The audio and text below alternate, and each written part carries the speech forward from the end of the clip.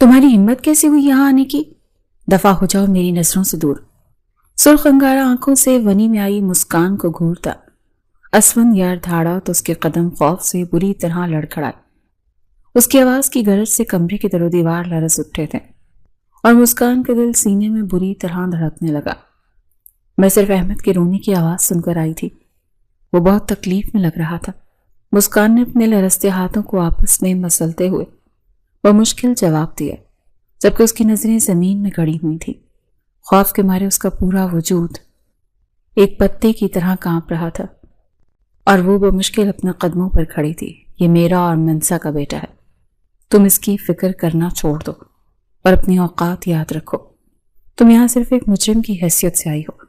اسفندیار نے غصے سے آگے بڑھ کر دروازہ زور سے بند کیا اور مسکان کو بے دردی سے باہر دھکیل دیا۔ اس کی آنکھوں میں نفرت کے شعلے بھڑک رہے تھے جو مسکان کو جلا کر راکھ کر دینا چاہتے تھے۔ اس حویلی کی اونچی دیواریں مسکان کے لیے کسی تاریک حکومت خانے سے کم نہ تھیں۔ وہ بے بس معصوم اور انتہائی خوبصورت کم عمر دوشیزہ تھی جس نے اپنی روشن آنکھوں میں ہزاروں حسین خواب سجائے تھے۔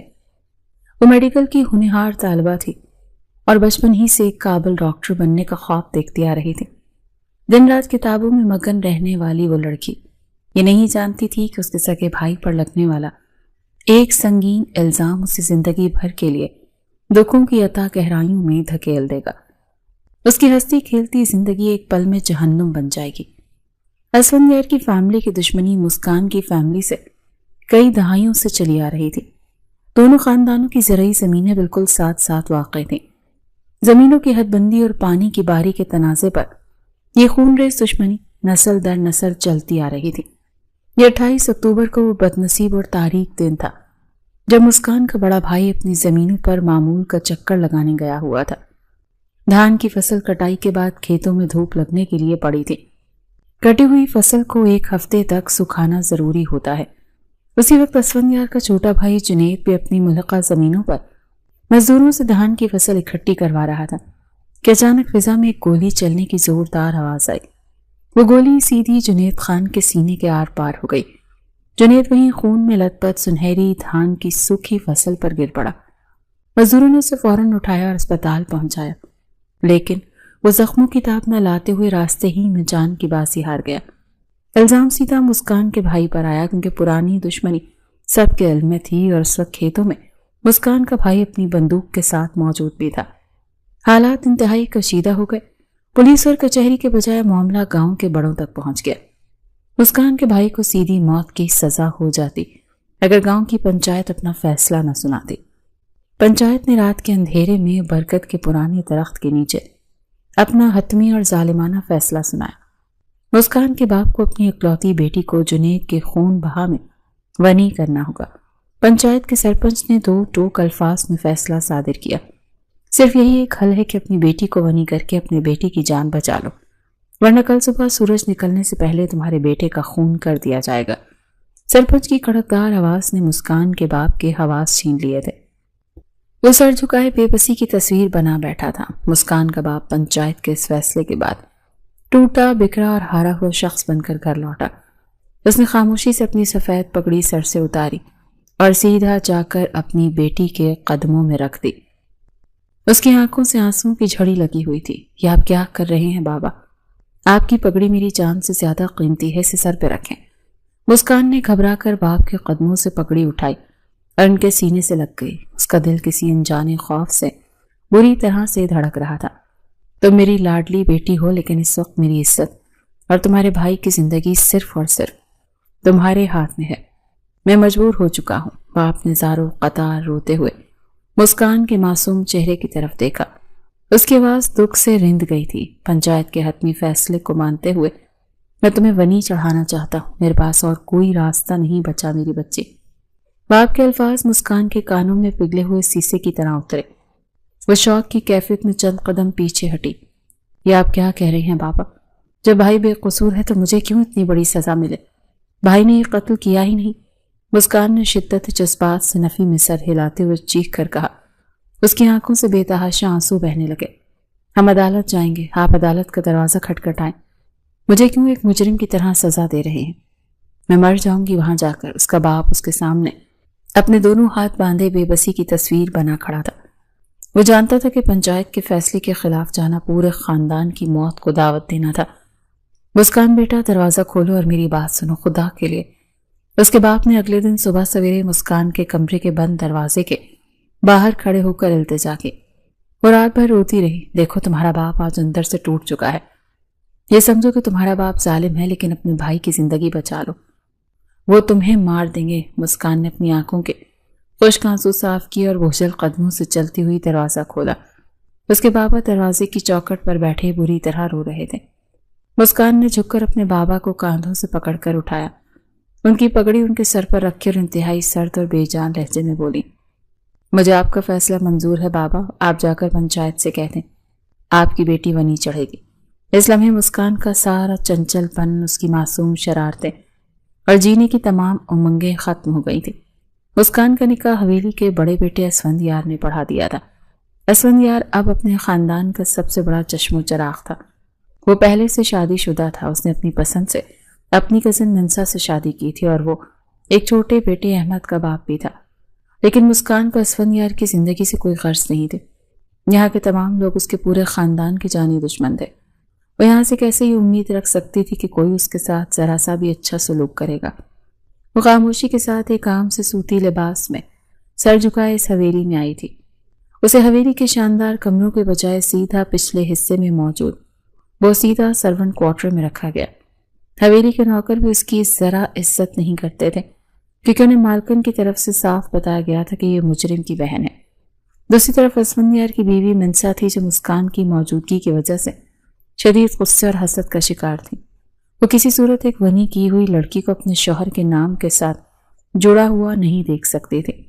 وہ ہر وقت اسفند یار سے اس بات پر جھگڑتی رہتی تھی، منسا میری بات سنو، یہ نکاح صرف ایک بدلہ ہے اور کچھ نہیں، تم خواہ بات کا بتنگڑ بنا رہی ہو۔ اسفند یار نے منسا کے ہاتھ سے کپڑوں کا بیگ چھینتے ہوئے سخت لہجے میں کہا، وہ اس کے روز روز کے تانوں سے تنگ آ چکا تھا، تم کیوں اس معاملے کو اپنے سر پر سوار کر رہی ہو؟ میرا اس لڑکی سے کوئی واسطہ نہیں، وہ صرف ایک مجرمہ ہے۔ مجھے تمہاری کوئی بات نہیں سننی اسفند، تم جھوٹ بول رہے ہو۔ منسا نے غصے سے چلاتے ہوئے اپنا بیگ واپس کھینچا۔ اس کا چہرہ غصے سے سرخ ہو رہا تھا اور وہ کسی صورت سمجھنے کو تیار نہیں تھی۔ اگر وہ ونی میں آئی 2 ٹکے کی لڑکی اس گھر میں رہے گی تو اب دوبارہ میں اس حویلی میں اپنا قدم نہیں رکھوں گی۔ میں اپنا گھر چھوڑ کر جا رہی ہوں۔ منسا نے اپنے بیگ کی زپ تیزی سے بند کرتے ہوئے حتمی فیصلہ سنایا۔ وہ الماری سے اپنے قیمتی کپڑے نکال کر بیگ میں ٹھونس رہی تھی۔ تم میری محبت ہو، میری خاندانی بیوی ہو، اس لڑکی کی کیا اوقات ہے؟ وہ صرف اور صرف جنید بھائی کا خون بہا ہے۔ وہ نوکرانیوں سے بھی بدتر۔ اسفند یار نے اسے بیڈ پر بٹھا کر سمجھانے کی آخری کوشش کی، لیکن منسا نے اس کا ہاتھ جھٹک دیا۔ تمہیں اندر تک جل جاتی اس لڑکی کو اس حویلی میں دیکھ کر، میرا سانس گھٹتا ہے اس کے سائے سے بھی۔ منسا کڑوے لہجے میں بولی، اس کی آنکھوں میں مسکان کے لیے شدید نفرت تھی۔ ہے تو وہ بھی تمہارے نکاح میں اپنے اور تمہارے درمیان کسی تیسرے کو ہرگز برداشت نہیں کر سکتی، اسی لیے میں یہاں سے ہمیشہ کے لیے جا رہی ہوں۔ اب تم اسی قاتل کی بہن کے ساتھ رہو۔ وہ اپنا بیگ کھینچتی ہوئی کمرے سے باہر نکل گئی، جبکہ اسفند یار اسے غصے اور بے بسی سے روکنے کی کوشش کرتا رہا، لیکن وہ نہ رکی۔ وہ اپنے چھوٹے سے معصوم بچے احمد کو بھی پلنگ پر بلکتا اور روتا ہوا چھوڑ کر جا چکی تھی۔ اس کی انا اس کی مادری جذبات پر حاوی ہو چکی تھی۔ اسفند یار کو کچھ سمجھ نہیں آ رہا تھا کہ وہ اب کیا کرے۔ اس نے زوردار مکہ اپنے کمرے کے دروازے پر دے مارا۔ اس کی محبوب بیوی اس کو چھوڑ کر جا چکی تھی اور اس سب کی ذمہ دار وہ صرف اور صرف مسکان کو سمجھتا تھا۔ وہ شدید پریشانی کے عالم میں وہیں کھڑا تھا جب احمد کی اونچی اور روتی ہوئی آواز سن کر مسکان بے چینی سے سرونٹ کوارٹر سے نکل کر کمرے کی طرف آئی تھی۔ مسکان ان چند دنوں میں احمد سے بے حد محبت کرنے لگی تھی۔ یہ معصوم بچہ ہی واحد اس حویلی کا مکین تھا۔ جیسے ہی مسکان احمد کو روتا ہوا دیکھ کر کمرے میں داخل ہوئی، وہ نہیں جانتی تھی کہ منسا احمد اور اسفند یار کو چھوڑ کر جا چکی ہے۔ اسے کمرے میں داخل ہوتے ہی دیکھتے اسفند یار ایک زخمی شیر کی طرح دھاڑا، تمہاری ہمت کیسے ہوئی یہاں آنے کی؟ دفع ہو جاؤ یہاں سے۔ سرخ غضبناک آنکھوں سے ونی میں آئی مسکان کو گھورتا اسفند یار اس کی جان نکالنے کو دوڑا تھا۔ مسکان کے قدم خوف سے وہیں لڑکھڑا گئے تھے۔ اس نے زندگی میں کبھی اتنی وحشت نہیں دیکھی تھی۔ وہ بھاگتے ہوئے کمرے سے باہر نکل گئی اور سیدھا اپنے کوارٹر میں جا کر دروازہ بند کر لیا۔ حویلی میں ایک عجیب سی خاموشی اور تناؤ چھایا ہوا تھا۔ تھوڑی ہی دیر کے بعد اسفندیار نے اپنے روتے ہوئے بیٹے احمد کو حویلی کی پرانی نوکرانی زلیخا کے حوالے کیا۔ وہ خود بہت پریشان تھا اور منسا کے جانے کی وجہ سے اس کا غصہ آسمان کو چھو رہا تھا۔ اسفند بیٹا، منسا کھانے کے لیے نیچے نہیں آئی اور میں دیکھ رہی ہوں کہ احمد کافی دیر سے نوکرانی کے پاس مسلسل رو رہا ہے، اسے چپ کرواؤ۔ اسفندیار کی ماں نے لاؤنج میں صوفے پر بیٹھتے ہوئے تفتیشی انداز میں پوچھا۔ ان کے ماتھے پر شکنیں پڑی ہوئی تھیں۔ منسا کو چاہیے کہ اپنی ذمہ داریاں پوری کرے، احمد ابھی بہت چھوٹا ہے، وہ ایسے کیسے کمرے میں بند ہو کر بیٹھ سکتی ہے؟ وہ گھر چھوڑ کر چلی گئی ہے ماں، اسفندیار نے ماتھے پر ہاتھ رکھتے ہوئے انتہائی سرد اور تھکے ہوئے لہجے میں کہا۔ اسفندیار کی یہ بات سن کر اس کی ماں حیرانگی سے صوفے سے اٹھ کھڑی ہوئی اور اس کی طرف دیکھنے لگی۔ گھر چھوڑ کر چلی گئی ہے؟ لیکن کیوں؟ پاگل ہو گئی ہے کیا وہ لڑکی؟ ماں نے بے چینی اور غصے سے پوچھا۔ کیا بھائی کے بدلے کے لیے ونی میں آئی لڑکی یہ وجہ؟ کیا ہو گیا ہے منسا کو؟ وہ اچھی طرح سے جانتی ہے کہ خون بہا کا بدلہ ونی ہے اور اس لڑکی کو یہاں خوشی سے دلہن بنا کر نہیں لایا گیا، بلکہ اس کی اوقات ایک جوتی کے برابر ہے۔ تم فوراً جاؤ اور جا کر منسا کو منا کر لے کر آؤ۔ وہ ابھی بہت غصے میں ہوگی، اسے سمجھاؤ کہ وہ لڑکی ہمارے جوتوں کی خاک ہے۔ ماں نے اسفندیار کو سخت لہجے میں حکم دیا۔ میں جانتا ہوں ماں کہ جب تک اس کا غصہ ٹھنڈا نہ ہوا وہ ہرگز نہیں آئے گی، اور ماموں جان بھی اسے کبھی منا نہیں سکتے۔ وہ ضدی ہے، اسفندیار نے سنجیدگی سے جواب دیا اور حویلی کے بیرونی دروازے کی طرف چل دیا۔ وہ جانتا تھا کہ منسا کو منانا لوہے کے چنے چبانے کے مترادف ہے۔ جب سے منسا گئی تھی احمد کا رونا ختم ہی نہیں ہو رہا تھا۔ مسکان ہی چھپ کر احمد کو سنبھالتی تھی۔ ہے تو اس کی حیثیت ایک نوکرانی سے بھی بدتر تھی، لیکن اس بچے سے اس کا ایک الگ اور گہرا لگاؤ بن چکا تھا۔ احمد بھی ان چند دنوں میں مسکان سے اتنا اٹیچ ہو چکا تھا کہ اسے ایسا محسوس ہونے لگا جیسے اس کی سگی ماں منسا نہ ہو بلکہ مسکان ہو۔ حویلی کا کوئی بھی نوکر اس طریقے سے احمد کو نہیں سنبھالتا تھا جیسے مسکان اسے پیار اور ممتا سے سنبھالتے تھے۔ احمد کی حالت اب یہ ہو چکی تھی کہ جب وہ کسی کے پاس چپ نہیں کرتا تو مسکان کی گود میں جاتے ہی فوراً سے خاموش ہو جاتا تھا اور اس کے سینے سے لگ کر سو جاتا۔ یہ بات اسفندیار کی نظروں سے بھی چھپی نہیں تھی۔ وہ جب بھی احمد کو مسکان کی گود میں دیکھتا تو اس کا غصہ مزید بھڑک اٹھتا۔ اسے اپنی بیوی کی کمی کا احساس دلانے والی اس لڑکی سے شدید کوفت ہوتی تھی۔ احمد کی ذمہ داری تم سب نوکروں کو دی ہے اور تم لوگ کس مرض کی دوا ہو؟ اسفندیار نے حویلی کے تمام نوکروں کو اپنے سامنے کھڑا کر کے کرخت لہجے میں وارننگ دی۔ اس لڑکی کو بالکل اجازت نہیں ہے کہ وہ میرے بچے کو ہاتھ بھی لگائے۔ اگر آئندہ میں نے احمد کے قریب اسے دیکھا تو تم سب کو بغیر تنخواہ کے نوکری سے نکال دوں گا۔ نوکروں نے ڈر کر سر ہلا دیا، لیکن خود اسفندیار کو بھی بخوبی اندازہ ہو چکا تھا کہ احمد صرف اور صرف مسکان کے پاس جا کر ہی چپ کرتا ہے۔ زلیخا بیچی تھک ہار کر احمد کو مسکان کے کوارٹر میں ہی چھوڑ آتی تھی۔ کچھ دنوں کی شدید کشیدگی اور منت سماجت کے بعد اسفندیار اپنی روٹھی ہوئی بیوی منسا کو منا کر واپس حویلی لے آیا۔ منسا نے واپس آنے کے لیے سخت شرطیں رکھی تھیں جنہیں اسفندیار نے خاموشی سے مان لیا تھا۔ منسا کے واپس آتے ہی اس نے مسکان پر ظلم و ستم کے نئے پہاڑ توڑ دیے تھے۔ وہ ہر وقت مسکان کو نیچا دکھانے اور تکلیف دینے کے بہانے تلاش کرتی رہتی تھی۔ اس کی موجودگی منسا کے لیے سوکن کا درجہ رکھتی تھی، حالانکہ مسکان کی حیثیت نوکرانیوں والی تھی۔ ایک دن مسکان دوپہر کا کھانا کھانے کے لیے نیچے کچن میں آئی تھی۔ منسا بھی وہیں موجود تھی۔ مسکان نے سالن کا بھرا ہوا گرم ڈونگا اٹھایا ہوا تھا۔ جب مسکان کھانے کی ٹیبل پر گرم سالن کا ڈونگا رکھنے لگی تو منسا نے جان بوجھ کر اس کے ہاتھ پر زور سے ٹکر ماری۔ سالن کا ڈونگا مسکان سے ہاتھ سے چھوٹ کر گرا اور سارا ابلتا ہوا گرم سالن اس کے نازک ہاتھوں اور بازوں پر گر گیا۔ سالن کی گرمائش سے اس کی کھال بری طرح سے جھلس گئی۔ مسکان کے منہ سے ایک دبی ہوئی دردناک چیخ نکلی۔ اس کے ہاتھ بری طرح سے جل گئے تھے اور کھال سرخ ہو کر چھلکنے لگی تھی۔ درد کی شدت سے اس کی آنکھوں میں آنسو امڑ آئے۔ یہ سارا منظر سامنے صوفے پر بیٹھا اسفندیار بھی اپنی آنکھوں سے دیکھ رہا تھا، لیکن وہ بالکل خاموش رہا۔ اس نے منسا کو ایک لفظ نہیں کہا۔ مسکان نے اپنے جلے ہوئے ہاتھوں کو فوراً اپنے دوپٹے میں چھپایا اور آنسو ضبط کرتی ہوئی سیدھی اپنے کوارٹر میں چلی گئی۔ اسفندیار کا ضمیر ایک لمحے کے لیے جاگا، لیکن پرانی دشمنی اور بھائی کے خون کا غصہ اس پر حاوی رہا۔ اس نے منسا کی سفاکیت کو نظر انداز کر دیا۔ اب تو منسا نے مسکان پر روزانہ کی بنیاد پر جسمانی تشدد بھی شروع کر دیا تھا۔ ذرا ذرا سی بات پر اسے گندی گالیاں دیتی اور مارنے پیٹنے لگتی۔ مسکان کے چہرے اور بازوؤں پر نیل پڑ چکے تھے۔ مسکان خاموشی کے ساتھ یہ سارے ظلم اور ستم برداشت کر رہی تھی، کیونکہ وہ جانتی تھی کہ وہ غنی میں آئی ہوئی لڑکی ہے اور اس کا اس حویلی میں کسی انسان پر کوئی حق نہیں۔ وہ صرف ایک زندہ لاش تھی جس کا مقصد صرف اپنے بھائی کی جان کی قیمت چکانا تھا۔ اس سب کے دوران احمد دن بدن مسکان کے مزید قریب ہوتا جا رہا تھا۔ وہ بچہ مسکان کی ممتا بھری آغوش میں جا کر خود کو انتہائی محفوظ اور پرسکون سمجھتا تھا۔ وہ سارا دن اپنے موبائل اور دوستوں میں مگن رہتی۔ اسے احمد کے رونے سے چڑ تھی۔ کہاں جا رہی ہو تم منسا؟ اسفندیار نے شام کے وقت منسا کو بھاری میک اپ اور قیمتی لباس میں تیار ہو کر کمرے سے نکلتے دیکھا تو سخت آواز میں پوچھا، فرینڈز کے ساتھ گیٹ ٹو گیدرنگ ہے، وہیں جا رہی ہوں، میرا انتظار مت کرنا۔ منسا نے لاپرواہی سے اپنا قیمتی چشمہ سیٹ کرتے ہوئے جواب دیا۔ اس کے انداز میں شدید رعونت تھی۔ تم پورے 2 گھنٹے کا سفر طے کر کے شہر جاؤ گی، وہ بھی صرف دوستوں کی فضول پارٹیاں اٹینڈ کرنے کے لیے؟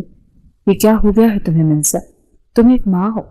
اسفندیار نے اس کا راستہ روکتے ہوئے کہا، اسفند تم اچھی طرح سے جانتے ہو کہ میں آزاد خیال ماحول میں پلی بڑی ہوں۔ مجھے تمہاری اس پرانی حویلی کی یہ فرسودہ رسم و رواج بالکل پسند نہیں ہے۔ مجھے میری اسپیس چاہیے۔ منسا نے ترکی بترکی جواب دیا۔ اس کا لہجہ کاٹ دار تھا، اور ہم دونوں کے درمیان شادی سے پہلے یہ بات طے ہوئی تھی کہ تم مجھے میری آزادی سے کبھی نہیں روکو گے۔ میں ان دیہاتی عورتوں کی طرح زندگی نہیں گزار سکتی۔ منسا میں تمہیں روک نہیں رہا، میں تمہیں صرف یہ بتا رہا ہوں کہ اب ہم ایک بچے کے ماں باپ ہیں، اور احمد تمہارے لیے پارٹیوں سے زیادہ ضروری ہونا چاہیے۔ اسے تمہاری توجہ کی ضرورت ہے۔ وہ سارا دن روتا رہتا ہے۔ اسفند نے اسے حقیقت کا آئینہ دکھانے کی کوشش کی۔ تو آپ کیا سمجھتے ہیں اسفندیار کہ میں اس حویلی کی پرانی عورتوں کی طرح گھر میں قید ہو کر بچوں کو سنبھالوں گی؟ میری اپنی ایک لائف ہے، یہ مجھ سے ہرگز نہیں ہوگا۔ وہ یہ کہتی ہوئی اپنا مہنگا بیگ اٹھا کر طنزیہ مسکراتی ہوئی وہاں سے نکل گئی، جبکہ اسفندیار خاموشی اور گہرے دکھ کے ساتھ اس عورت کو جاتا ہوا دیکھ رہا تھا، جس کے لیے اس کے اپنے معصوم بچے سے زیادہ اہم اس کے وہ آوارہ دوست تھے جنہیں اسفندیار بالکل پسند نہیں کرتا تھا۔ لیکن یہ منسا اس کی خاندانی بیوی اور اس کی اپنی پسند بھی تھی، اسی وجہ سے وہ کڑوا گھونٹ پی کر یہ سب کچھ برداشت کرتا آ رہا تھا۔ منسا کے جانے کے بعد اسفندیار کا دل شدید بوجھل ہو گیا۔ وہ کمرے سے باہر نکلا تو اس کی نظر کچن کے کھلے دروازے پر پڑی۔ احمد کے دودھ کا فیڈر تیار کرتی مسکان وہاں کھڑی تھی۔ اسفندیار کے قدم وہیں رک گئے۔ اس نے غور سے مسکان کے چہرے کی طرف دیکھا، جس پر زخموں اور تھپڑوں کے نیلے نشان صاف نظر آ رہے تھے۔ آج صبح ہی تو منسا نے کسی معمولی سی بات پر اسے بری طرح سے پیٹا تھا۔ اس کے ماتھے پر چوٹ کا نشان واضح تھا، لیکن اس شدید تشدد اور درد کے باوجود بھی وہ روتے ہوئے احمد کے لیے فیڈر تیار کر کے جلدی سے اسے اپنی گود میں لے کر دودھ پلا رہی تھی۔ اس کے چہرے پر احمد کے لیے بے پناہ محبت اور سکون تھا۔ وہ اس کے ماتھے کو چوم رہی تھی اور اس کے نرم بالوں کو ایسے سہلا رہی تھی جیسے کسی دشمن کا بچہ نہیں بلکہ اس کی اپنی سگی اولاد ہو۔ اس کی آنکھوں میں ممتا کی وہ چمک تھی جو اسفندیار نے منسا کی آنکھوں میں کبھی نہیں دیکھی تھی۔ اسفندیار بغور یہ سب دیکھ رہا تھا، نہ جانے کیوں آج پہلی دفعہ یہ سب ممتا بھرے مناظر دیکھتے ہی اسفندیار کو وہ لڑکی ونی میں آئی مجرم لڑکی محسوس نہیں ہو رہی تھی۔ رات کا پچھلا پہر تھا اور حویلی پر ایک گہرا سکوت طاری تھا۔ اسفندیار اپنے کمرے کی بیلکنی میں کھڑا سرد ہوا کے جھونکوں کو محسوس کر رہا تھا۔ اس کی آنکھوں میں نیند کا نام و نشان نہیں تھا۔ کچن میں مسکان کو احمد کے ساتھ ممتا بھرے انداز میں دیکھ کر اس کے دماغ میں ایک عجیب سی کھلبلی مچ گئی تھی۔ ایک ایسی لڑکی ہے جس کے بھائی نے میرے بھائی کی جان لی اور وہ میرے بیٹے کو اپنی جان سے زیادہ عزیز رکھ رہی ہے۔ اسفندیار نے بیلکنی کی ریلنگ پر زور سے مکہ مارتے ہوئے خود کلامی کی۔ اس کے چہرے پر الجھن اور بے بسی کے تاثرات عیاں تھے۔ کیا میں اس کے ساتھ واقعی زیادتی کر رہا ہوں؟ کیا وہ اتنے ظلم کی حقدار ہے؟ اس نے گہری سانس لیتے ہوئے آسمان کی طرف دیکھا۔ اس کا ضمیر اسے کچوکے لگا رہا تھا اور وہ پہلی بار اپنی نفرت پر سوال اٹھا رہا تھا۔ دروازہ کھلنے کی زوردار آواز سے اس کی سوچوں کا تسلسل ٹوٹا۔ منسا اپنے اونچی ہیل کے جوتوں کی ٹک ٹک کرتی کمرے میں داخل ہوئی۔ اس کا میک اپ خراب ہو چکا تھا اور وہ خاصی تھکی ہوئی لگ رہی تھی۔ تم اتنی رات گئے واپس آئی ہو منسا؟ تمہیں ذرا بھی احساس ہے کہ تم ایک چھوٹے بچے کی ماں ہو؟ اسفندیار نے سخت اور کرخت لہجے میں کہا۔ اس کی آنکھوں میں بیوی کے لیے غصہ ابل رہا تھا۔ اصل میرا دماغ پہلے بہت خراب ہے، مجھے لیکچر دینے کی ضرورت نہیں ہے، میں تھک چکی ہوں۔ منسا نے اپنی قیمتی بیگ لاپرواہی سے بیڈ پر پھینکا اور ڈریسنگ ٹیبل کی طرف بڑھ گئی۔ اس کے لہجے میں روایتی چڑچڑاپن تھا۔ تمہارا دماغ پارٹیوں میں خراب ہوتا ہے، جبکہ یہاں تمہارا بیٹا سارا دن روتا رہتا ہے۔ تم کیسی عورت ہو؟ اسفندیار اس کے بالکل پیچھے کھڑا تھا۔ اس کی آواز میں مایوسی اور غصے کی آمیزش تھی۔ میں نے تمہیں پہلے ہی کہا تھا کہ مجھ سے یہ روتے ہوئے بچے نہیں سنبھالے جاتے۔ حویلی میں درجنوں نوکر ہیں، ان سے کہو۔ منسا نے آئینے میں اسفندیار کو گھورتے ہوئے انتہائی شفافیت سے جواب دیا۔ اس کے چہرے پر ممتا کا کوئی نام و نشان نہیں تھا۔ وہ نوکر ہیں، اس کے ماں باپ نہیں ہیں منسا۔ تم اپنی ذمہ داری سے بھاگ رہی ہو۔ اسفندیار نے دانت پیستے ہوئے کہا۔ اسے اس وقت منسا سے شدید نفرت محسوس ہو رہی تھی۔ تو جا کر اپنی اس ونی کی ہوئی لڑکی سے کہو، وہ تو ویسے بھی سارا دن احمد کو گود میں لیے پھرتی ہے، اس سے بہتر نوکرانی تمہیں اور کہاں ملے گی؟ منسا نے طنزیہ مسکراہٹ کے ساتھ کہا اور واش روم کی طرف چلی گئی۔ اسفندیار کے پاس اس کی اس بے حسی کا کوئی جواب نہیں تھا۔ اگلی صبح حویلی کا ماحول خاصا کشیدہ تھا۔ احمد رات بھر سے تیز بخار میں تپ رہا تھا اور مسلسل رو رہا تھا۔ منسا دوسرے کمرے میں جا کر سو گئی تھی تاکہ اس کی نیند خراب نہ ہو۔ اسفندیار پریشانی کے عالم میں احمد کو گود میں لیے ٹہل رہا تھا۔ صاحب جی، احمد بابا کا بخار تو کم ہی نہیں ہو رہا، ڈاکٹر کو بلواؤں؟ زلیخا بی نے پریشانی سے احمد کے ماتھے پر گیلی پٹی رکھتے ہوئے پوچھا۔ ان کے چہرے پر بچے کے لیے ہمدردی تھی۔ ڈاکٹر کو فون کر دیا ہے، وہ راستے میں ہے، تم جا کر منسا کو جگاؤ، اسے کہو بچہ تکلیف میں ہے۔ اسفندیار نے جھنجھلاہٹ سے حکم دیا۔ اس کی آنکھیں رات بھر جھانکنے کی وجہ سے سرخ ہو رہی تھیں۔ تھوڑی دیر بعد زلیخا بھی اکیلی واپس آئی۔ اس کا سر جھکا ہوا تھا۔ چھوٹی بی بی کہتی ہیں کہ ان کے سر میں درد ہے، انہیں سونے دیا جائے، وہ نہیں آ سکتی۔ زلیخا بی نے ڈرتے ڈرتے جواب دیا۔ اسے اسفند کے غصے کا بخوبی اندازہ تھا۔ اسفندیار کا پارا ہائی ہو گیا۔ اس نے احمد کو زلیخا بی کی گود میں دیا اور خود سیدھا منسا کے کمرے کی طرف جانے لگا، لیکن احمد نے زلیخا بی کے پاس جانے سے انکار کر دیا۔ زور زور سے رونے لگا۔ صاحب جی، یہ میرے پاس چپ نہیں کرے گا، اسے مسکان کے پاس لے چلیں، وہ اسے سنبھال لے گی۔ زلیخا بی نے التجا بھری نظروں سے اسفندیار کو دیکھا۔ بچے کی حالت واقعی خراب تھی۔ نہیں، وہ اس مجرم کی بہن کے پاس نہیں جائے گا، میں خود سنبھالوں گا اسے، اسفندیار نے ضد میں آ کر کہا، لیکن احمد کا رونا اور تیز ہو گیا۔ بخار کی وجہ سے اس کا چھوٹا سا وجود کانپ رہا تھا۔ اسفندیار کی انا اور باپ کی ممتا کے درمیان شدید جنگ چل رہی تھی۔ آخرکار بچے کی تکلیف دیکھ کر اس نے ہتھیار ڈال دیے۔ وہ تیز قدموں سے چلتا ہوا پچھلے حصے میں مسکان کے کوارٹر کی طرف گیا۔ مسکان فرش پر بیٹھی آلو چھیل رہی تھی۔ اس کے ہاتھ ابھی تک جلے ہوئے تھے اور ان پر چھالے پڑے ہوئے تھے۔ دروازے پر اسفندیار کو احمد کے ساتھ کھڑی دیکھ کر وہ ہڑبڑا کر اٹھ کھڑی ہوئی۔ یہ بہت رو رہا ہے، اسے چپ کرواؤ، اس کا بخار تیز ہے، اسفندیار نے احمد کو مسکان کی طرف بڑھاتے ہوئے اسپاٹ اور خشک لہجے میں کہا۔ وہ اسے نظریں چرانے کی کوشش کر رہا تھا۔ یا اللہ، میرے بچے کو کیا ہو گیا؟ کتنا تیز بخار ہے اسے؟ مسکان نے فوراً احمد کو اپنے سینے سے لگایا۔ اس کی آواز میں بے پناہ تڑپ اور دکھ تھی۔ اس نے اپنے جلے ہوئے ہاتھوں کی پرواہ کیے بغیر بچے کو گلے لگایا۔ احمد مسکان کی مانوس خوشبو پا کر فوراً چپ ہو گیا اور اس کے کاندھے پہ سر رکھ کر سسکیاں لینے لگا۔ مسکان اسے لے کر چارپائی پر بیٹھ گئی، اس کی کمر سہلانے لگی۔ میں زلیخا بی سے کہتی ہوں وہ ٹھنڈے پانی کی پٹیاں لائیں، آپ فکر نہ کریں، یہ ٹھیک ہو جائے گا۔ مسکان نے اسفندیار کی طرف دیکھے بغیر نرمی سے کہا۔ اس کی تمام تر توجہ احمد پر تھی۔ ڈاکٹر آ رہا ہے، تم بس اسے سنبھالو جب تک وہ سو نہ جائے، اسفندیار نے کھردری آواز میں کہا اور وہیں کھڑا رہا۔ وہ مسکان کی ممتا بھری حرکات کو خاموشی سے محسوس کر رہا تھا۔ اسے منسا اور مسکان کا فرق اب واضح طور پر نظر آنے لگا تھا۔ مسکان نے اپنا دوپٹہ گیلا کر کے احمد کے ماتھے پہ رکھا۔ وہ مسلسل کوئی دعا پڑھ کر اس پر پھونک رہی تھی۔ اسفندیار کی نظر اچانک مسکان کے جلے ہوئے ہاتھ پر پڑی، جن پر اب بڑے بڑے آپلے پڑ چکے تھے۔ تمہارے ہاتھوں پر یہ چھالے کیسے پڑے؟ تم نے دوا کیوں نہیں لگائی؟ اسفندیار کے لہجے میں سختی تھی، لیکن اس کے اندر ایک عجیب سی کسک موجود تھی۔ اس نے کل دوپہر کا واقعہ نظر انداز کر دیا، لیکن اب ان زخموں کو دیکھ کر اسے دکھ ہو رہا تھا۔ یہ کوئی بڑی بات نہیں، میں ونی ہو کر آئی ہوں نا، تو میرے مقدر میں یہی دکھ لکھے ہیں، مسکان نے تلخ مسکراہٹ کے ساتھ جواب دیا۔ اس کی آنکھوں کی ایک ویرانی تھی جسے اسفندیار کے دل کو چھلی کر دیا تھا۔ جو پوچھ رہا ہوں اس کا سیدھا جواب دو مسکان، یہ سب منسا نے کیا ہے نا؟ اسفندیار نے آگے بڑھ کر غصے سے پوچھا۔ وہ مسکان کے منہ سے سچ سننا چاہتا تھا۔ اس سے کیا فرق پڑتا ہے اسفندیار صاحب؟ میری حیثیت اس حویلی میں ایک جوتے سے زیادہ نہیں، آپ کو ان باتوں سے غرض نہیں ہونی چاہیے، مسکان نے بے خوفی سے اس کی آنکھوں میں دیکھتے ہوئے جواب دیا۔ آج اس کے لہجے میں ڈر کی جگہ ایک عجیب سا سکون تھا۔ اسفندیار اس کی آنکھوں میں موجود سچائی اور بے بسی کو دیکھ کر لاجواب ہو گیا۔ وہ بنا کچھ کہے تیزی سے کوارٹر سے باہر نکل آیا۔ اس کے سینے میں ایک عجیب سی آگ سلگ رہی تھی۔ ڈاکٹر نے آ کر احمد کا معائنہ کیا اور دوا دی۔ مسکان نے سارا دن احمد کو اپنے پاس رکھا اور اس کی پوری دیکھ بھال کی۔ شام تک احمد کا بخار اتر گیا اور وہ مسکان کی گود میں کھیل رہا تھا۔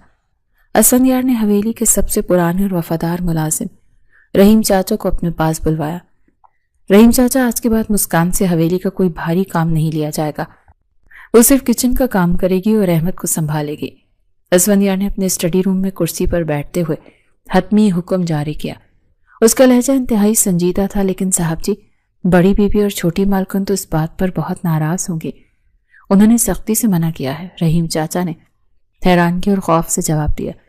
انہیں اسفندیار کے اس اچانک بدلے ہوئے رویے پر حیرت تھی۔ اس حویلی کے فیصلے میں کرتا ہوں، عورتیں نہیں۔ جو میں نے کہہ دیا اس پر عمل ہونا چاہیے، اور ہاں، مسکان کے ہاتھوں پر لگانے کے لیے ڈاکٹر سے مرہم منگوا کر اسے دے آؤ۔ اسفندیار نے میز پر ہاتھ مارتے ہوئے اپنی بات پر زور دیا۔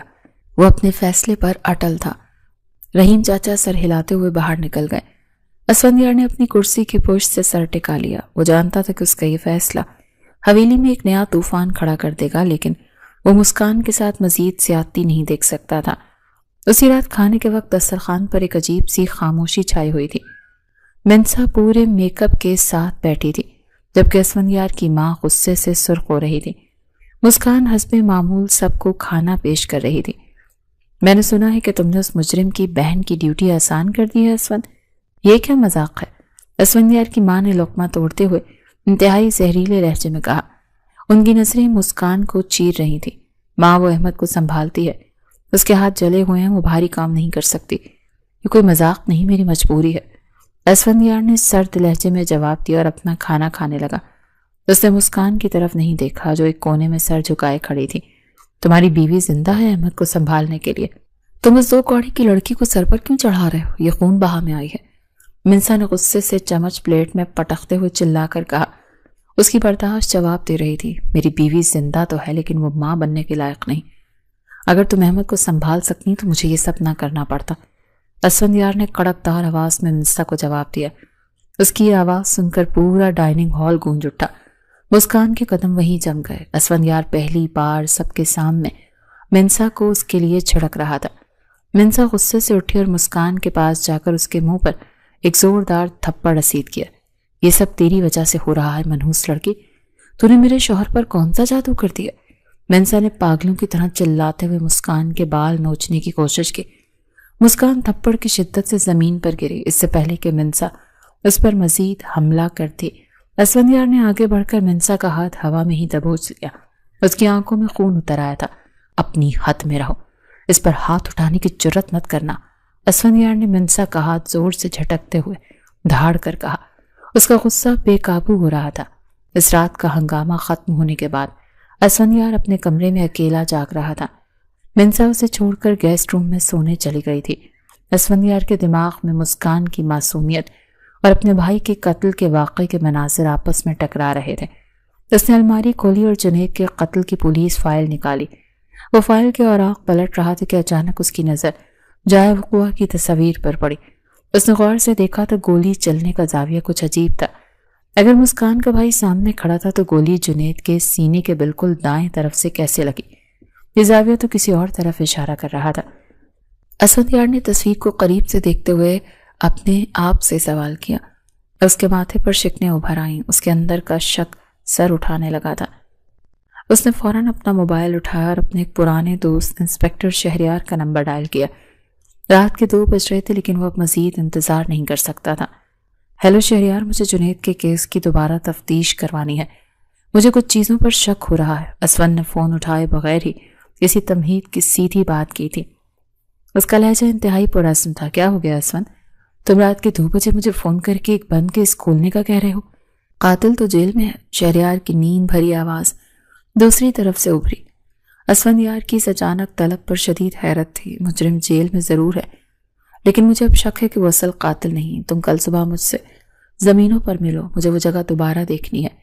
اسفندیار نے سختی سے جواب دیا اور فون کاٹ دیا۔ اس نے فائل بند کی اور لمبی سانس کھینچی۔ اگر اس کا شک یقین میں بدل گیا تو وہ مسکان کے ساتھ ہونے والی اس عظیم ظلم کا ازالہ کیسے کرے گا؟ یہ سوچ کر اسے اندر سے کھوکھلا ہو رہے تھے۔ اگلی صبح سویرے اسفندیار حویلی سے نکل کر سیدھا اپنی زمینوں کی طرف روانہ ہو گیا۔ وہ جگہ پہنچا جہاں جنید کا خون گرا تھا۔ انسپکٹر شہریار بھی وہاں پہنچ چکا تھا۔ دونوں نے مل کر جائے وقوع کا دوبارہ جائزہ لیا۔ اسفند، تم ٹھیک کہہ رہے ہو، جس جگہ مسکان کا بھائی کھڑا تھا وہاں سے چلائی گئی گولی کا زاویہ یہ نہیں بن سکتا۔ فائر کسی اور سمت سے ہوا تھا۔ شہریار نے درختوں کے ایک جھنڈ کی طرف اشارہ کرتے ہوئے سنجیدگی سے کہا۔ اس کی پولیس تربیت اسے بتا رہی تھی کہ دال میں کچھ کالا ہے۔ اس کا مطلب کہ ہم نے ایک بے گناہ کو سزا دی ہے اور اس کی معصوم بہن کی زندگی تباہ کر دی۔ اسفندیار نے مٹھیاں بھیجتے ہوئے کہا۔ اس کی آنکھوں میں ندامت اور غصہ ایک ساتھ امڈ آئے۔ میں اس کی خاموش انکوائری شروع کرواتا ہوں اسفند، لیکن تم حویلی میں کسی کو اس بات کی بھنک بھی مت پڑنے دینا ورنہ اصل قاتل محتاط ہو جائے گا۔ شہریار نے اسفند کے کاندھے پر ہاتھ رکھتے ہوئے تسلی دی۔ میں اصل مجرم کو زمین کے اندر سے بھی نکال لاؤں گا جس نے میرے بھائی کی جان لی ہے اور مجھے ایک بے گناہ لڑکی پر ظلم کرنے پر مجبور کیا ہے۔ میں اسے زندہ نہیں چھوڑوں گا۔ اسفندیار کی آواز میں خطرناک گرج تھی۔ اس نے زمین سے مٹی بھر کر مٹھی اٹھائی اور اسے زور سے مسل دیا۔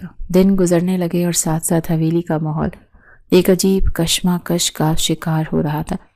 منسا کی روزمرہ کی حرکات اور اس کی بے حسی اسفندیار کو اب شدید بری لگنے لگی تھی۔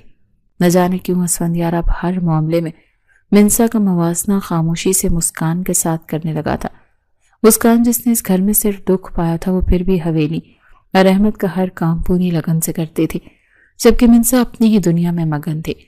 اسفندیار لاؤنج کے صوفے پر بیٹھا اخبار پڑھنے کی کوشش کر رہا تھا، لیکن اس کی پوری توجہ کچن میں کام کرتی مسکان پر تھی۔ وہ آتے جاتے مسکان کو دیکھتا اور ایک عجیب سا سکون محسوس کرتا۔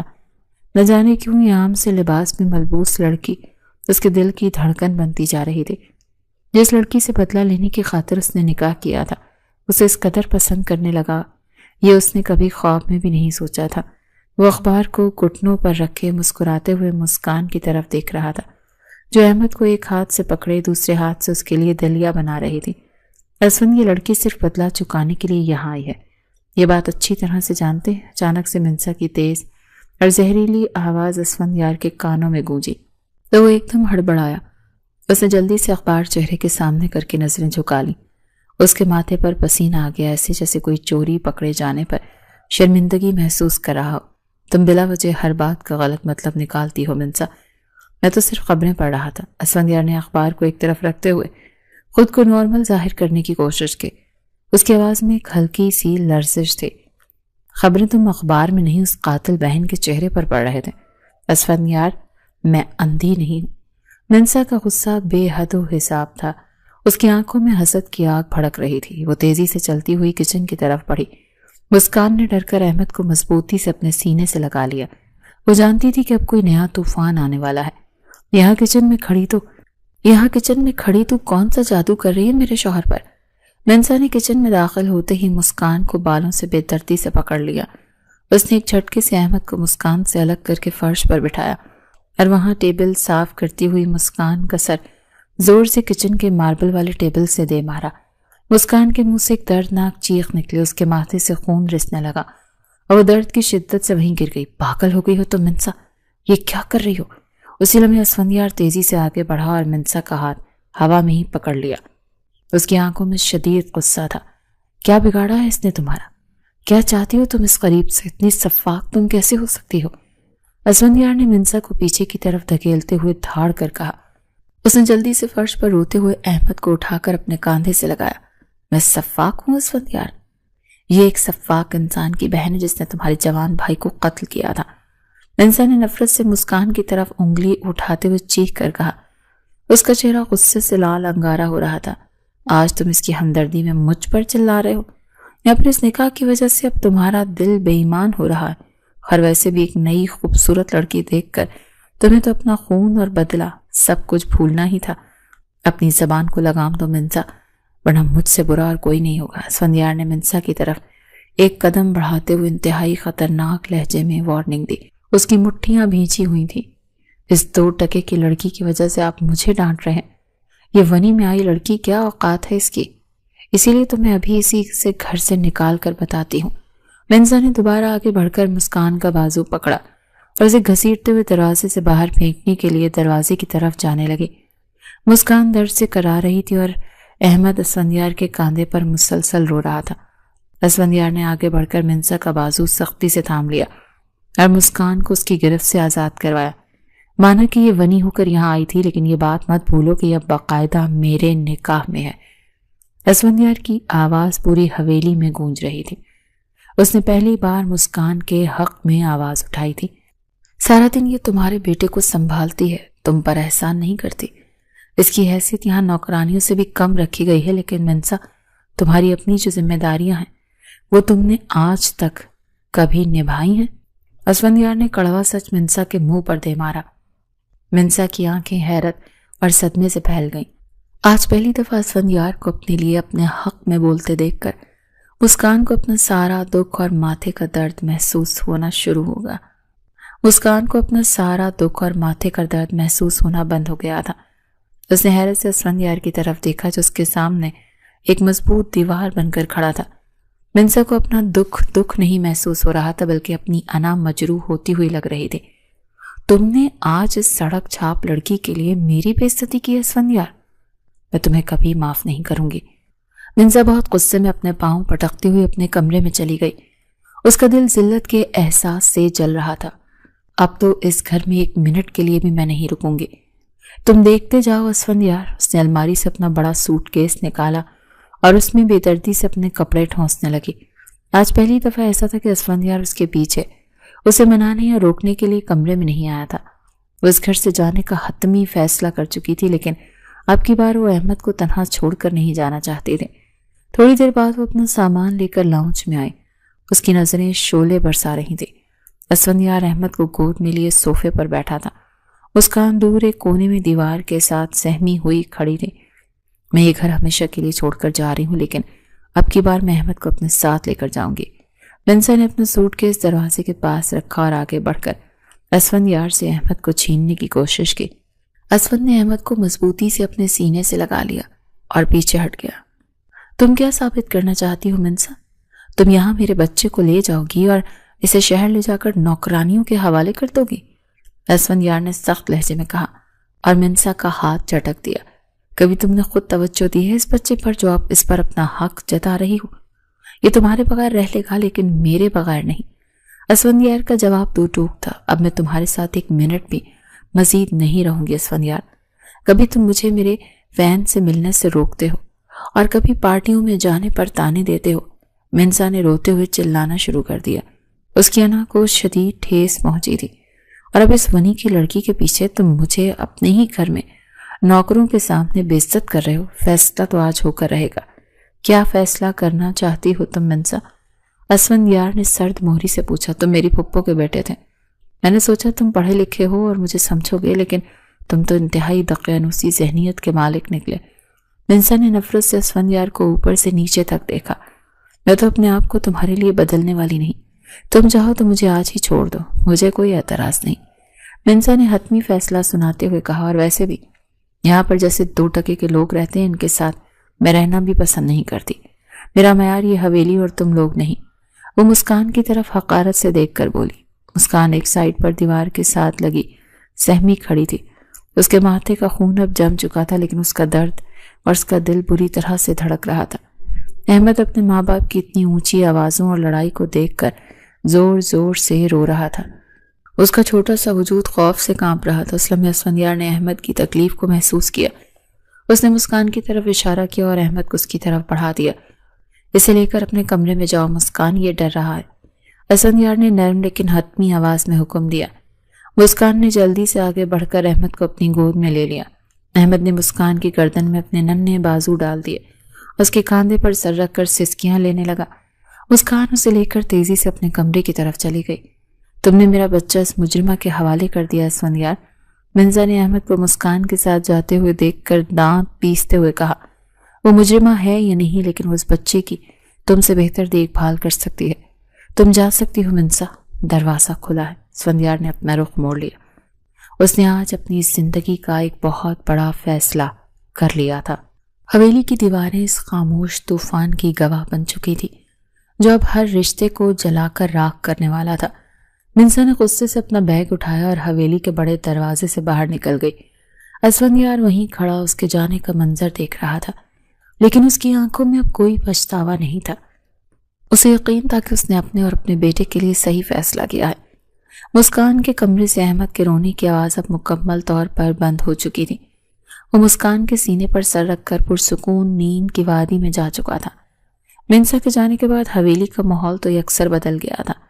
اسفندیار نے حویلی کے تمام نوکروں کو لاؤنج میں اکٹھا کیا اور انتہائی سخت لہجے میں وارننگ دی کہ آج کے بعد اس گھر میں کوئی بھی مسکان کے ساتھ برا سلوک نہیں کرے گا۔ وہ اس حویلی کی عزت ہے۔ اسفندیار کی کڑکدار آواز سن کر سب نوکروں نے ڈر کر سر ہلا دیے۔ اس کے بعد سیدھا اپنی ماں کے کمرے میں گیا۔ اس کی ماں منسا کے جانے پر شدید غصے میں تھی۔ تم نے اس خونی کی بہن کے لیے اپنی خاندانی بیوی کو نکال دیا اسفند، یہ کیسی بے وقوفی ہے؟ ماں نے غصے سے چلاتے ہوئے کہا۔ ان کا چہرہ سرخ ہو رہا تھا۔ مسکان کا بھائی قاتل نہیں ہے ماں، بلکہ جس نے ہمارے جنید کو مارا اس کے بارے میں سن کر آپ کے پیروں تلے سے زمین نکل جائے گی۔ اسفندیار نے سنجیدگی اور گہرے دکھ سے جواب دیا۔ کس نے کیا یہ سب کچھ؟ کس نے مارا میرے جوان بیٹے کو؟ ماں حیرانگی اور بے چینی سے اسفندیار کی طرف دیکھنے لگی۔ آپ کے سگے بھائی نے۔ شہر والی زمین کے معاملے پر ماموں جان کی جنید سے بحث ہوئی تھی اور اسی وجہ سے انہوں نے جنید پر چھپ کر گولی چلوائی۔ اسفندیار کی آنکھوں میں خون اتر آیا۔ یہ تم کیا کہہ رہے ہو اسفند؟ میرا سکا بھائی ایسا سفاکانہ کام نہیں کر سکتا۔ ماں نے اپنے سینے پر ہاتھ رکھتے ہوئے شدت سے نفی میں سر ہلایا۔ میں بالکل ٹھیک کہہ رہا ہوں ماں، میرے پاس پکے ثبوت ہیں، اور یہ بات منسا بھی اچھی طرح سے جانتی تھی۔ اس نے جان بوجھ کر حقائق چھپائے۔ اسفندیار کی الفاظ سنتے ہی اس کی ماں صدمے کی تاب نہ لاتے ہوئے وہیں بے ہوش ہو کر گر پڑی۔ حویلی میں ایک کوہرام مچ گیا اور انہیں فوراً ہسپتال پہنچایا گیا۔ ہسپتال کے ٹھنڈے اور خاموش کمرے میں ماں کو سنبھالنے والا کوئی نہیں اور نہیں بلکہ مسکان تھی۔ وہ رات دن ایک کر کے ان کی خدمت کر رہی تھی۔ اسفندیار وارڈ کے باہر کھڑا اسے دیکھ رہا تھا۔ وہ آہستہ سے اندر آیا اور اس نے مسکان کا ہاتھ پکڑ لیا۔ مجھے سمجھ میں نہیں آ رہا کہ میں کس طرح سے تم سے اپنے کیے کی معافی مانگوں مسکان۔ اسفندیار کے لہجے میں شدید ندامت تھی۔ وہ پہلی بار کسی کے سامنے اتنا بے بس لگ رہا تھا۔ اس کا کوئی ضرورت نہیں ہے، ویسے بھی جو کچھ ہونا تھا وہ ہو چکا، اب پچھتاوے کا کیا فائدہ؟ مسکان نے آہستگی سے اپنا ہاتھ چھڑایا اور انتہائی سرد لہجے میں جواب دیا۔ اب جب ثابت ہو چکا ہے کہ میں قاتل کی بہن نہیں ہوں، تو جیسے ہی آنٹی اسپتال سے گھر واپس جائیں گی آپ مجھے میرے گھر بھجوا دیجیے گا۔ نہ جانے کیوں آج پہلی دفعہ یہ بے رخی اسفندیار کے دل پر ایک نشتر کی طرح لگی تھی۔ جس لڑکی سے وہ نفرت کرتا تھا اس سے اسے اس قدر محبت ہو گئی تھی کہ اس کے ایک لفظ نے اس کو اندر تک توڑ کر رکھ دیا تھا۔ کچھ دنوں بعد ماں اسپتال سے گھر آ چکی تھی۔ ماموں جان اپنے کیے کی سزا بھگتنے جیل جا چکے تھے کیونکہ ان کے خلاف تمام ثبوت اکٹھے ہو چکے تھے۔ مسکان کے بھائی اور باپ بعزت بری ہو کر اسے لینے حویلی آ گئے۔ مسکان اپنا بیگ پیک کر کے لاؤنج میں آئی تھی۔ اس نے ایک دفعہ روتے ہوئے احمد کو زور سے اپنے گلے لگایا۔ میں بھی ساتھ جاؤں گا، مجھے مت چھوڑ کر جاؤ۔ احمد نے اپنے چھوٹے چھوٹے ہاتھوں سے مسکان کا دوپٹہ پکڑ کر روتے ہوئے ضد کی۔ یہ الفاظ سنتے ہی اسفندیار نے اپنے بیٹے کو ایک ہاتھ سے پکڑا اور سختی سے پیچھے کھینچا۔ بیٹا، آنٹی کو اپنے گھر جانا ہے، انہیں جانے دو، اسفندیار نے انتہائی خشک اور سپاٹ لہجے میں کہا۔ اس لمحے مسکان نے امید بھری نظروں سے اسفندیار کے چہرے کی طرف دیکھا۔ اسے لگا تھا وہ اسے روکے گا، اپنے لیے نہیں تو کم از کم اپنے روتے ہوئے بچے کے لیے، لیکن اس نے کچھ نہیں کہا۔ مسکان نے جلدی سے اپنے بابا سے چلنے کا کہا اور آنسو صاف کرتی ہوئی حویلی سے باہر چلی گئی۔ اسفندیار وہیں کھڑا اندر سے ٹوٹ کر بکھر چکا تھا۔ کئی دن گزر گئے۔ مسکان اپنے گھر کے صحن میں اداس بیٹھی، ہر وقت اسفندیار کا انتظار کرتی رہی۔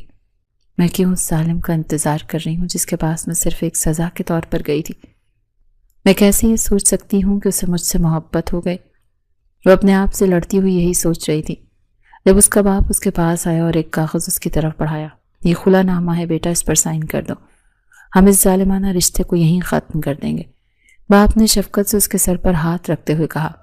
نہیں بابا، میں اس پر سائن نہیں کروں گی۔ اگر وہ یہ رشتہ ختم کرنا چاہتے ہیں تو مجھے خود طلاق دیں۔ مسکان نے کاغذ کو دور دھکیلتے ہوئے سختی سے جواب دیا۔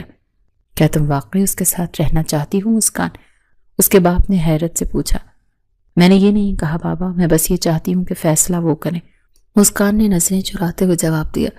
میں جانتا ہوں میری بچی، کیونکہ وہ تمہیں طلاق دینا ہی نہیں چاہتا، لیکن میں اس شخص کے ساتھ تمہیں ہرگز نہیں چھوڑ سکتا۔ وہ انتہائی ظالم انسان ہے، باپ نے غصے سے کہا۔ مسکان ایک دم حیرانگی سے اپنے باپ کی طرف دیکھنے لگی۔ نہیں ہے وہ ظالم بابا، وہ بہت اچھا انسان ہے۔ وہ سب کچھ تو صرف ایک غلط فہمی کی بنیاد پر تھا۔ مسکان نے بے ساختہ اسفندیار کی طرفداری کی تو باپ کے چہرے پر ایک معنی خیز مسکراہٹ ابھر آئی۔ باہر کھڑا ہے، وہ تمہیں لینے آیا ہے، اس کا باپ یہ کہتے ہوئے مسکراتا ہوا باہر نکل گیا۔ مسکان کے دل کی دھڑکن یکدم تیز ہو گئی۔ وہ بھاگتے ہوئے دروازے سے باہر نکلی۔ اسفندیار احمد کو گود میں لیے کھڑا اسی کا انتظار کر رہا تھا۔ مسکان نے سب سے پہلے آگے بڑھ کر احمد کو چوما، اسے مضبوطی سے اپنے سینے سے لگا لیا۔ اتنی محبت کرتی ہو اس سے تو کیا اس کا باپ تمہیں بالکل نظر نہیں آتا؟ اسفندیار نے مسکراتے ہوئے شرارتی لہجے میں کہا۔